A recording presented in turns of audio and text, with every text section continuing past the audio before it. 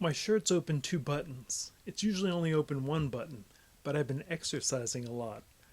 My brother has a garage full of heavy things, and so a few days a week, I go lift heavy things in the garage. And on the days I don't do that, I run around the neighborhood. But I've just been doing this to pass the time. I don't have any goals, and I thought it might be a really good idea to make it more compelling to have a goal, like to think of something heavy I want to lift or a distance I want to run to. And then I thought about Uncle Tony.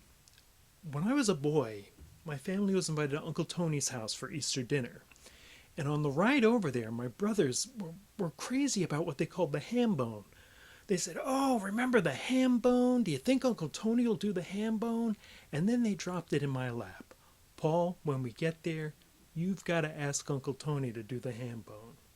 So I did. When we got there, I said, "Uncle Tony, would you do the hambone for us?"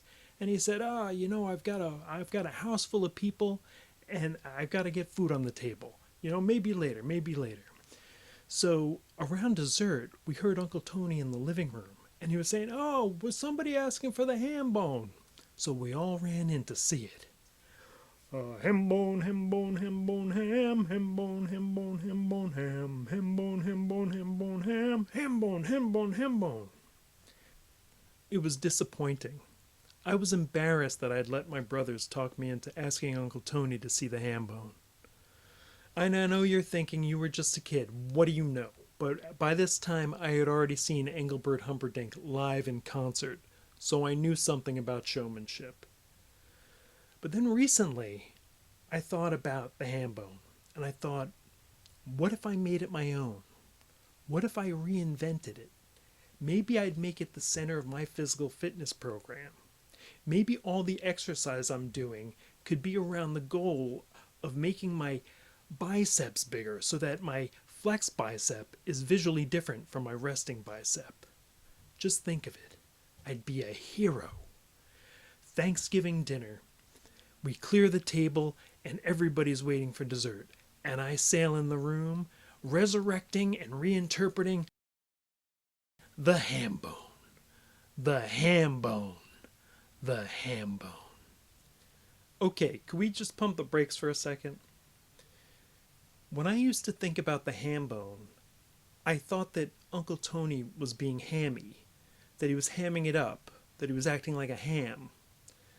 But now when I hear myself say it, it sounds like something different. It sounds homey and southern.